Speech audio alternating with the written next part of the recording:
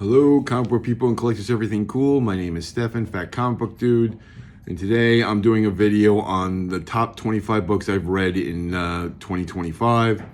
Some of them are in trade, some of them are in ending, but these are all the top 10 I enjoyed the most in 2025. Starting off with Transformers from Image, or Skybound, and Skybound.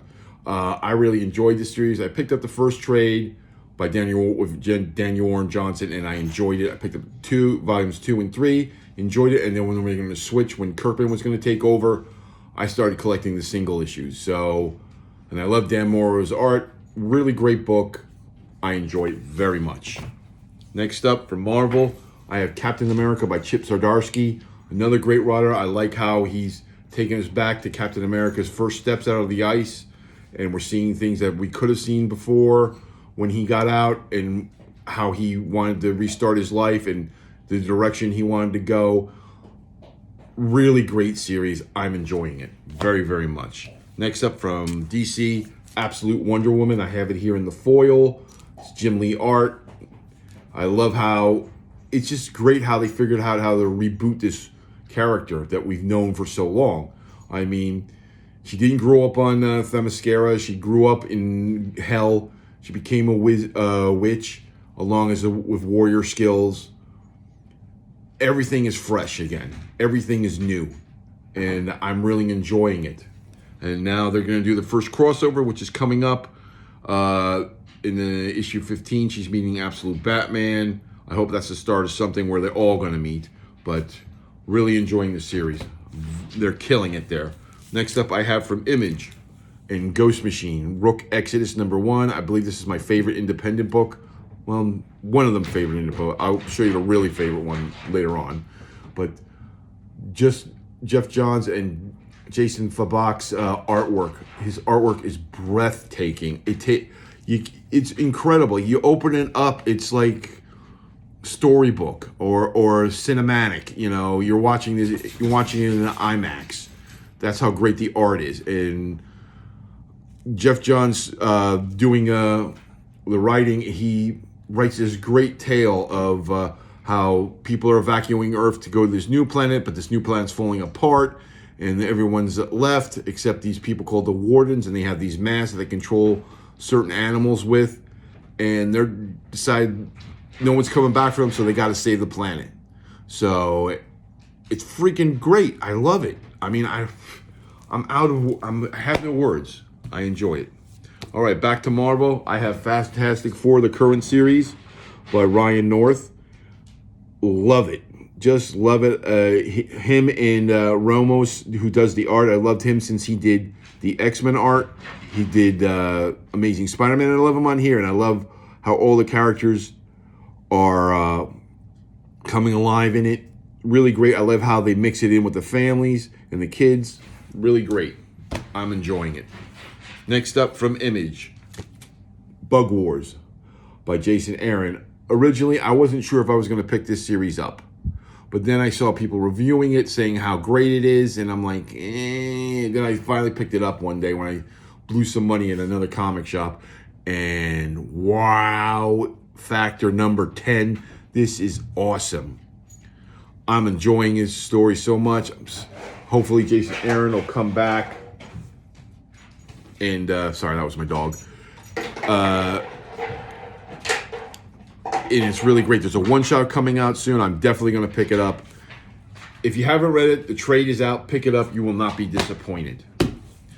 Next up, back to DC, I have Absolute Superman by Jason Aaron. And he is killing it on this story. Of course, you see here I have it in the Jim Lee variant.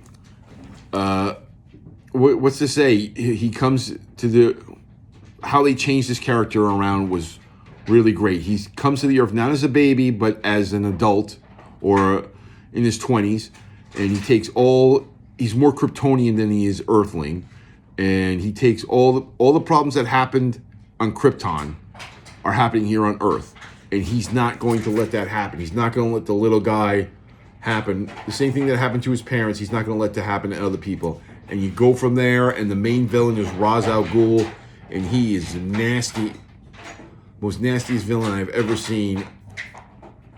You have to read this. I'm enjoying it. At number 3, I know a lot of people are going to be like, what? Star Trek? Yeah, I do. I'm a Trekker. Because Star Trek, The Last Starship, is a phenomenal series. The art is really good. The writer, Kelly, is really great. He did like The Next Generation, where they went 70, 80 years into the future from the original series. This did the same thing. From The Next Generation, they went 80 years into the future, where this Federation knows nothing but peace. There's been no war, and things happen. Like, first, the warp technology was rendered inert because they can't use anything. A lot of people die. Federation has a year to the life left. So they turned. One captain says we have to use transwarp technology, and if you follow Star Trek, you know only transwarp comes from the Borg, and they're a villain in the story. Have always been a villain in Star Trek. Hey, buddy. But they cut a deal with them, and it's a big deal. And they build a ship out of spare parts to save the Federation, because if they don't launch this ship, the Federation is going to fall apart, and they only have a year left to do it. So, and what the Borg did to help save the Federation, they bring back Captain Kirk, and it goes from there. When it gets to issue 5, I'm going to do a quick series about it and tell you about it. Next up, number 2, I have Absolute Batman by Snyder. He writes Batman brilliantly, especially this one. He's not rich. He's not doesn't have a mansion, doesn't have a butler. This Batman only lost his father in a mass shooting at the zoo, and his mom's still alive. But the way he takes out villains and fights them is brutal. The villains are even more brutal in it, and they reboot them to a point where you can't believe. It's a fantastic story. I love it. Scott Snyder, don't ever stop writing Batman.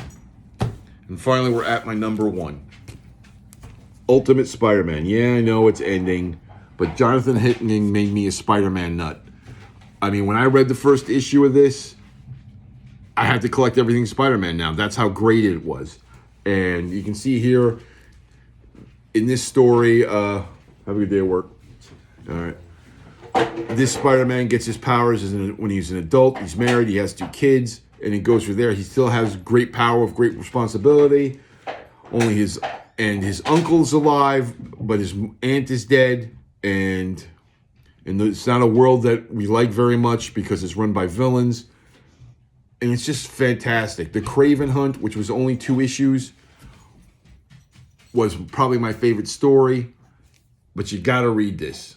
There's 2 issues left. There's 2 issues to go. I think the next issue comes out this week. Pick up the trades. Pick up as many as you can and read this, because this is going to go down as the best Spider-Man ever. There's no way they're going to top that. No freaking way. Okay, and those are all my top 10. That's my top 10 picks from 10 to number 1 of all the books I've been collecting in 2025. If you like what you see here, comment, like, and subscribe. Tell me your top 10. Tell me what your favorite book is. I'd love to know. So that's what I did. I hope everyone has a great week. I will see you New Comic Book Day. Stay nerdy, and have a great day, everybody.